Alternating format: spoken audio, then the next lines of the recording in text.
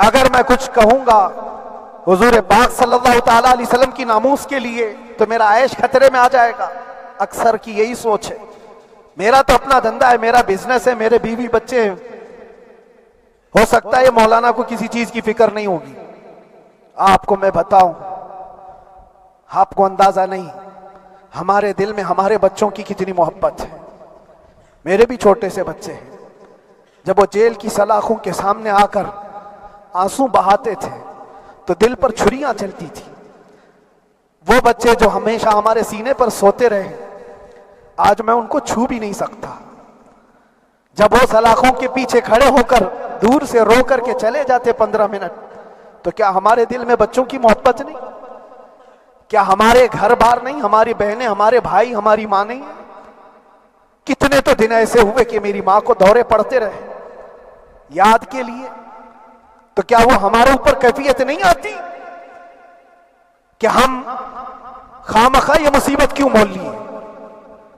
میری بیٹی تو جھگڑا کرتی اس بات کو کہ کیوں آپ اکیلے ہو, بہت سارے لوگ ہیں سب کا خیال کرتے ہوئے. لیکن میرے عزیزو, یہ ان کی اپنی محبت ہے. سارا ایک پریوار اور اس سے زیادہ میرے شاگردوں کی ایک دنیا ہے. کتنے ایسے ہیں میں جانتا ہوں کہ 8 مہینے تک نرم غذا نہیں کھائی میرے ان بچوں نے. میں جانتا ہوں ان کا صرف یہ خیال تھا کہ اندر پتہ نہیں جیل میں آپ کیا کھا رہے ہوں گے, ہم یہاں نرم غذا نہیں کھائیں گے, گوشت مچھلی نہیں کھائی. حالانکہ یہ کوئی چیز تمہارے اوپر واجب نہیں تھی. یہ حالات میں اس لیے بتا رہا ہوں میرے عزیز, کسی کے وہم و گمان میں اگر یہ ہے تو نکال دے کہ میرے آس پاس کچھ نہیں ہے, میں کسی کو چاہتا نہیں, یا میرے ساتھ محبتیں نہیں ہیں. کثرت سے محبت کرنے والے لوگ ہیں میرے پاس. میرے ان بھائیوں کی اور میرے بہنوں کی, میرے گھر والوں کی محبت تو ایسی ہے کہ ان کے گھروں کے بچوں کے معاملات بھی بغیر مجھ سے پوچھے نہیں ہوتے. اگر 8 مہینے اندر رہا تو کسی کا رشتہ نہیں تو بات چیت بھی نہیں ہے. رشتہ نہیں ہوگا جب تک یہ نہ آئے. سارے کام ڈیپینڈ رہتے تھے. مجھے بھی ان تمام چیزوں کا احساس ہے, لیکن یہ سب چیزیں ایک طرف, میرے مصطفیٰ کی عزت اپنی طرف.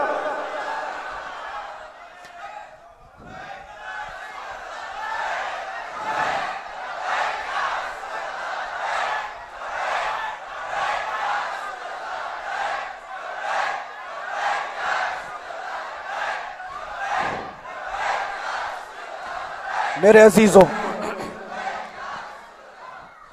ہر ایک کے آنسوں کے قطرے میں نے دیکھے, بھائیوں کے, بہنوں کے, میرے پاس ملنے کے لیے میرے جو شاگرد آتے ان کے. یہ اکثر جب جیل کی دیوار پر آ کر کھڑے ہوتے, ان کی آنکھیں لال, یہ آنسو بہاتے 15 منٹ ملاقات کر کے چلے جاتے. آپ کو کیا اندازہ ہے اندر کے حالات ایک دن 1 سال کے برابر لگنے لگتا ہے. گھٹتے رہتے, لیکن ایک بات کا احساس بار بار ہوتا کہ یہ ساری محبتیں ایک طرف ہے, لیکن ہم جس کے لیے کھڑے ہوئے ہیں اس کی محبت میں کوئی سمجھوتا نہیں, اس کی محبت میں کوئی سمجھوتا نہیں. ایمان اسی کا نام ہے, لا یؤمن احدکم حتی اکون احب الیہ من والدہ وولدہ والناس اجمعین. تم میں سے اس وقت تک کوئی پورا مومن نہیں ہو سکتا جب تک کہ اپنی اولاد, اپنے مال دولت, اپنے ماں باپ, سب سے زیادہ اپنے رسول سے محبت نہ کرے. دعا یہی کرتے رہو جب حضور پاک کا معاملہ آئے تو ساری دنیا ایک طرف ہو جائے. میں نے ایک واقعہ پڑھا تھا اندر ہی, حضرت خالد بن ولید رضی اللہ تعالیٰ ایک قلعے پر اچانک حملہ آور ہوئے تھے. وہ قلعے میں موجود جو دشمنان اسلام تھے ان کی پارٹی چل رہی تھی. بڑے بڑے قالین, صوفے بچھے ہوئے, تشتوں میں قیمتی کھانے رکھے ہوئے تھے. خالد بن ولید کے ساتھ جو لشکر ہے یہ تو وہ غریب صحابہ تھے جو پیون لگے کپڑے پہنتے, ایک کھجور پر پورا دن گزارتے. جب یہ اس قلعے پر حملہ آور ہوئے تو دشمنان اسلام جو تھے وہ مقابلہ کرنے کی ہمت نہ جٹا سکے, بھاگ گئے. سب سارا مال سب چھوڑ کر بھاگ گئے, بغیر کسی جنگ کے, بغیر کسی قتل قتال کے پورا قلعہ فتح کیا خالد بن ولید. اب سنو, جو صحابہ تھے وہ مال غنیمت جمع کر رہے تھے, کیونکہ یہ عرب کے لوگ ایسے مہنگے قالین نہیں دیکھے تھے، ایسے مہنگے صوفے، اتنی قیمتی غذائیں انہوں نے دیکھی نہیں تھی. سب جمع کرنے لگے، سب جمع کرنے لگے. خالد بن ولید نے کہا خبردار ہاتھ مت لگانا، سب ہٹ جاؤ. سب ہٹ گئے. چند صحابہ کو بلایا، یہ سب جمع کرو، اس کو آگ لگا دو. پورا مال غنیمت جو تھا آگ لگا دیا. تو جو صحابہ تھے وہ کہنے لگے کیا یہ اچھا ہوتا، یہ سب میں آپ تقسیم کر دیتے، یہ بہت قیمتی چیزیں ہیں، عرب میں ہم لے جاتے تو یہ بہت مہنگی چیزیں ہیں. خالد بن ولید نے کیا کہا جانتے ہو؟ کہا اگر تم کو بھی ان تمام چیزوں کی عادت لگ جائے تو تم بھی ویسے ہی بھاگو گے جیسے یہ بھاگے. یہ آج جو ہمارا مقابلہ کرنے کی طاقت نہ لا سکے اور بھاگ گئے، اس کی وجہ یہ ہے کہ وہ عیش پرست ہے. عیاشی ان کے اندر تھی جس کی وجہ سے وہ کھڑے نہ ہو سکے. اور جب یہ عیاشی آئے گی تم کھڑے نہیں ہو سکو گے، کھڑے نہیں ہو سکو گے. آج میں یہی بات دہرانا چاہتا ہوں، جو بڑے بڑے چہرے لے کر بیٹھے ہوئے ہوں، وہ سیاسی اثر و رسوخ رکھنے والے بھی کمفرٹ زون میں رہنا چاہتے ہیں. میں چند لوگوں کو چھوڑ کر کہہ رہا ہوں، اکثر کا حال یہ وہ سوچتے ہیں کہ ہمارے اس دائرے سے نکلیں گے تو ہمارا عیش خطرے میں آ جائے گا، گھر بار خطرے میں آ جائے گا. یہ دنیا کی محبت انسان کو بزدل بناتی ہے، بزدل بناتی ہے.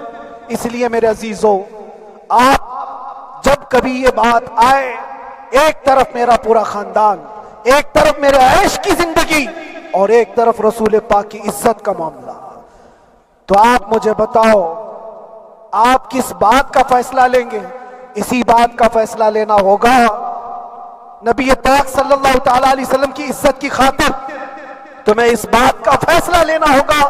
اپنا سب کچھ گنبد خضرا کل بھی تھا آپ، میرے نبی سے میرا رشتہ کل بھی تھا آپ، اور بتلا دو گستاخ نبی کو غیرت سنی زندہ ہے، ان پہ مر مٹنے کا جذبہ کل بھی تھا آپ. بس یہ جذبہ باقی رہے. ہم کسی کو لڑنے کے لیے، مرنے کے لیے، مارنے کے لیے میدانوں میں اتارنے کی بات نہیں کرتے. میں اکثر اپنی تقریروں میں کہا کرتا ہوں، یا آپ سے پہلے بھی کیا، اگرچہ میری تقریروں کو ڈائیورٹ کیا جاتا ہے، آج بھی بہت لوگ ہوں گے، بلکہ آج مدن پورہ کا یہ پہلا جمعہ ہے. مجھے اندازہ ہے پورا ہندوستان نہیں، باہر بھی سب کی نظریں اس پار ہیں کہ آنے کے بعد یہ کیا بولتا ہے، آنے کے بعد یہ کیا بولتا ہے. سب اسی انتظار میں ہیں. میں سب کو ایک ہی میسج دوں گا، آنے کے بعد وہی بولے گا جو پہلے بولتا تھا.